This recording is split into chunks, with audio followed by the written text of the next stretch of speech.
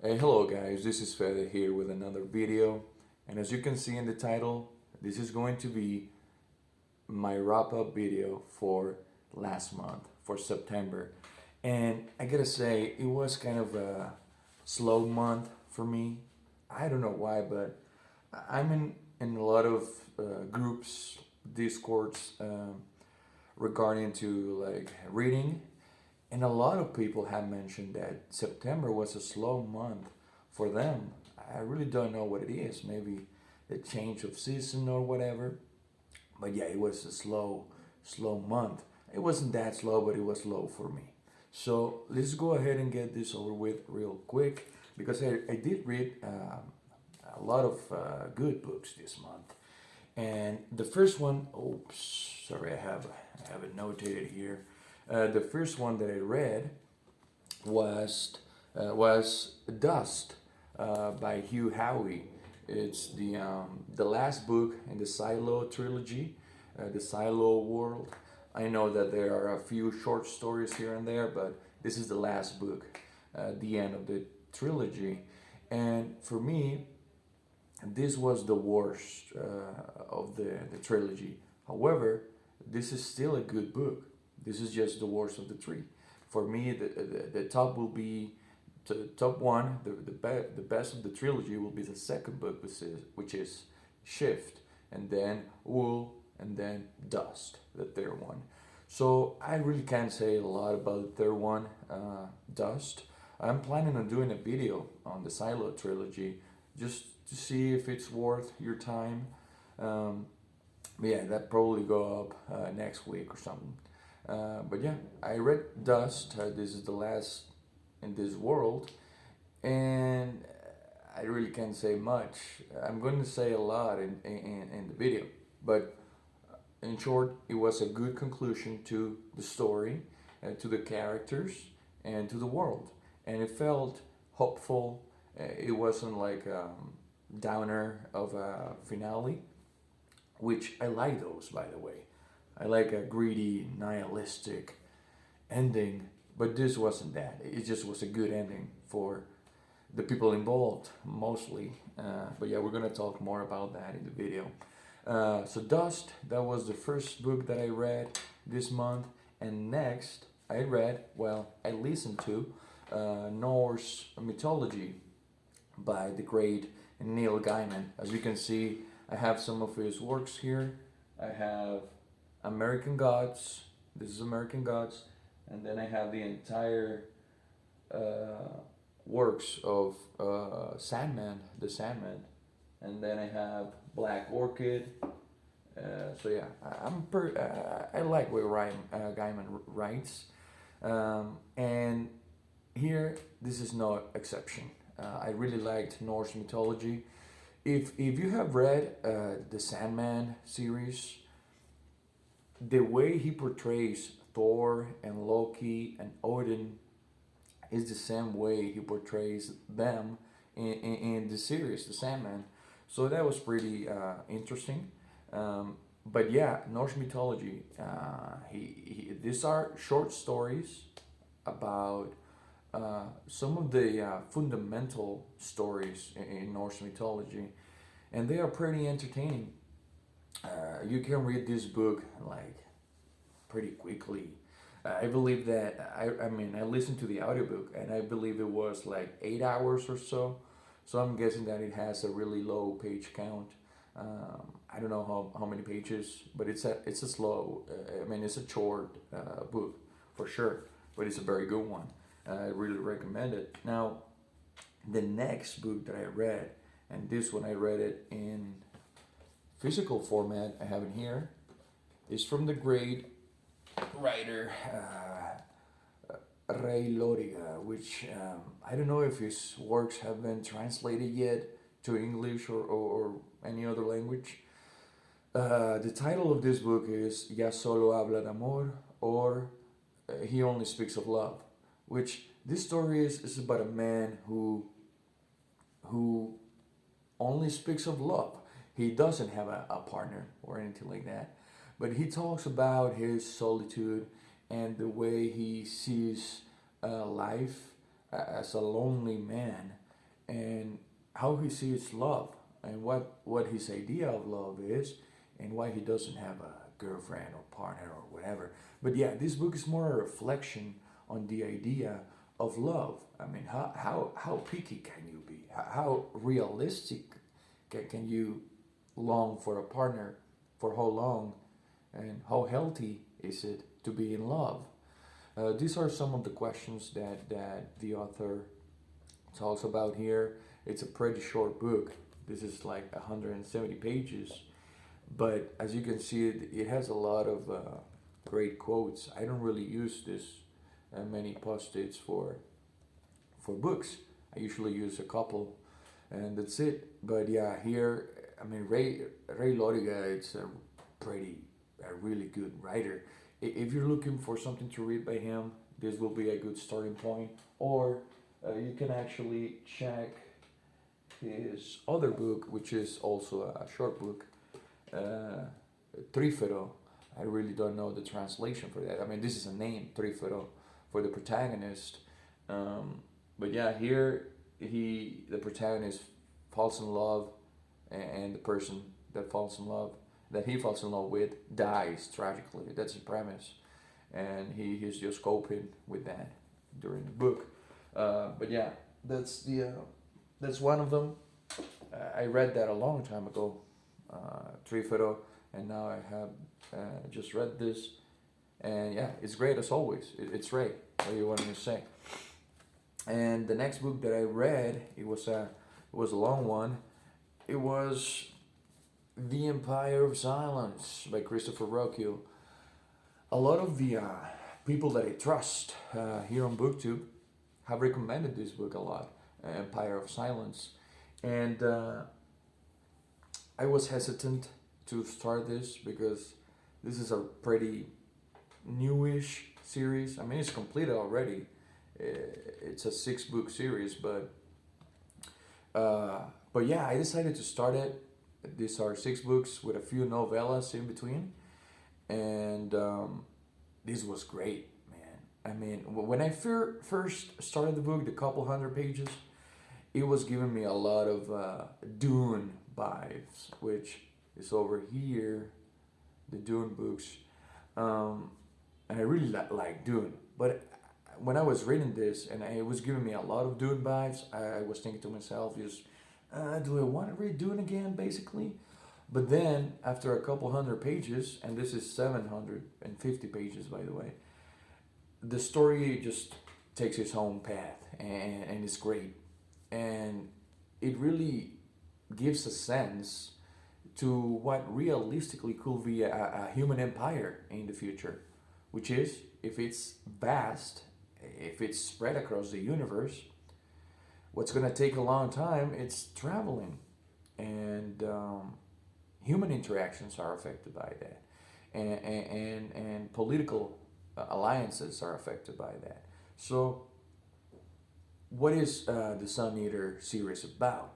Well, it's about our protagonist, Hadrian Marlowe. At the beginning of the book, he's only like 20 years old, I believe. And he's the one telling his story. So this is a first-person narration.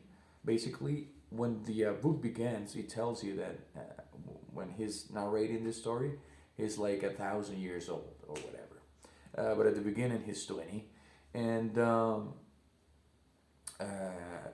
what can I say? Apparently, Hadrian Marlowe in the future, from the point in history where he's narrating, he is like this legend figure. He has destroyed suns, destroyed civilizations, and started and finished wars, and has done everything, right? It's an epic figure.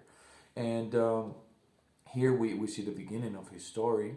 He is the member of a wealthy family within the empire, and he's supposed to inherit the family, like I don't know, like area of governance. They rule a certain area for the emperor, and he's supposed to inherit that area. However, he doesn't want that. He wants to go his own way. You know, he has another plans, and then the story goes from there. I'm not going to tell you a lot, But I'm just going to tell you, man, that yeah, this got me hooked. I'm definitely going to be reading the series, and I'm going to try to read the novellas as well. Actually, yes, I'm going to read them. I just decided that. So yeah, the Empire of Silence. It's a and it has a lot of really cool covers, man. The cover for the second book, it's sick. I already ordered the second book, but it's still on the way, so I'm not able to show that to you. But these are great covers. I really don't know who draws them, but I'm sure you can find that out. Yeah, I'm not gonna look at it. Okay, Sam Weber, that's the artist. I know that right now there are new covers coming out, and I saw them, and I don't know, I really don't like them. Like, I prefer these ones. And yeah, this is the mass paperback. It's easy to get, and yeah, Empire of Silence. Read this if you like science fiction. If you like Dune, if you like a long, slow burn history story, I mean, then read this one, Empire of Silence. Now, next, I read, well, I listened to this one, I listened to in audiobooks. Well, The Blade Itself by Joe Abercrombie. And this is from the First Law trilogy, the First Law world, because there is the initial trilogy, and then there is like three, four, five more books. I don't know how many. But yeah, this is the first one in the trilogy. And the audiobook, I heard a lot of people saying that the audiobook was great. So I decided to get the audiobook for my gym. Whenever I go to the gym, that's when I listen to audiobooks. And as soon as I was done with Norse Mythology, I started The Blade Itself, which is a long read because it's like 20, 21 hours. I actually just finished this one like a couple of days ago. And The Blade Itself, it's a medieval setting. It focuses on like three, four different characters. One of them is Logan, Nine Fingers, because he has 9 fingers. Wow. But it's a great character, man. It's like a rogue type, good, bad guy. And it centers around an inquisitor as well. And it centers around just a member of the aristocracy from that world. And there is no there is a story to follow here, but it's not like this is more of a character-driven book. I mean, you could say in a way that not a lot happens in this book. I mean, yes, Logan, it's up north, and he finds a magi or like a wizard, and the Inquisitor is working for the king, trying to find culprits for a crime. I mean, there's not a lot going on, like a big story. But the book itself, it's great. I mean, and the narrator, I believe his name is Steve or Stephen Pacey. It's great, and this is a completely character-driven book. You just want to know what's going on with these characters. What are they up to on this chapter? What are they doing? It's great, man. I'm definitely going to pick up the second audiobook, which right now I don't really remember the name for the second book. But yeah, I'm gonna get it. The First Law, The Blade Itself, the first book, it was great. And also the name, The Blade Itself, like that's a great name. It's a quote by Homer. And yeah, thematically it fits perfectly with the book. And it's very grim dark. You can't find happiness in this sort of worlds, The First Law, A Song of Ice and Fire, Malazan. There's just not enough happiness. And that's how the world is. So that's why I like them. Then I read A Wizard of Earthsea by Ursula K. Le Guin, this beautiful woman, pioneer in the fantasy genre. So I made a video already about The Wizard of Earthsea, so I'm not going to say much. In short, I did like it, but I don't really know if I'm going to continue with the Earthsea cycle. I know there is a lot of stories for the Earthsea cycle, but I don't know if I have the energy to read them. But yeah, I don't know. I still don't know if I'm going to continue with the Earthsea cycle. Maybe if I get like that a big edition, beautiful edition that's on Amazon, maybe only that way because yeah, I'm not really interested in following each and every one of the stories. The first story, this one, A Wizard of Earthsea, it was a good story, and it's sort of like Empire of Silence that I was saying a bit ago, where at the beginning of the book you're told that there's this wizard bigger than anything, the biggest wizard to ever exist. But the story itself is the origin story for the wizard, so they have that in common. And the last book that I read this month was Territorio Lolita, or Lolita Country, Lolita Territory, you can translate it. And last month,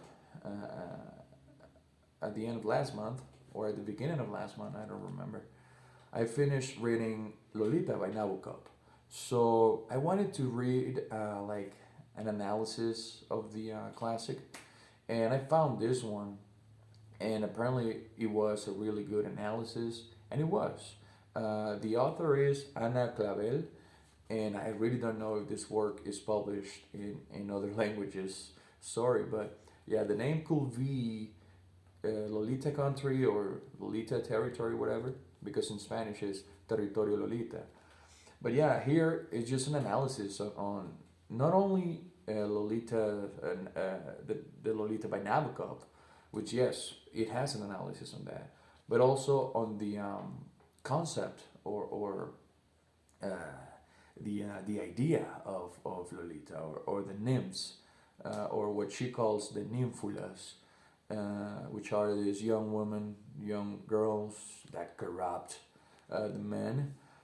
But she also analyzes other parallels to Lolita, which, for example, Alice in Wonderland with Lewis Carroll, which he apparently took naked pictures of the child she based Alice on, and that was normal for him. He took a lot of pictures from naked children, so that's disturbing. And yeah, it analyzes that as well, and a lot of different figures across media that could be perceived as a Lolita or a nymph or a nymphula, as she calls it.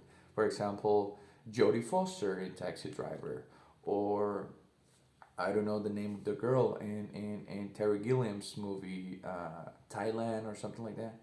So yeah, it has a lot of depth. This analysis, it goes a long way. It's around almost what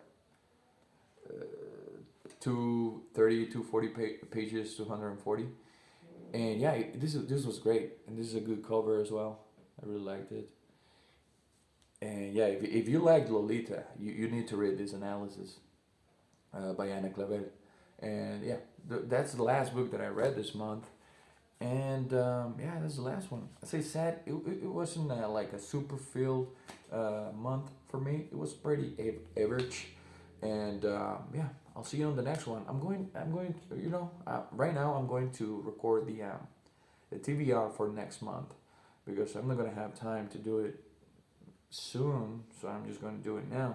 But yeah, before I go, I said last time on the last video that every video at the end, I'm going to recommend you guys a song. So the song that I'm going to recommend to you guys is, ma'am, this one, which is Delirium Tremendous by Felix Hagen.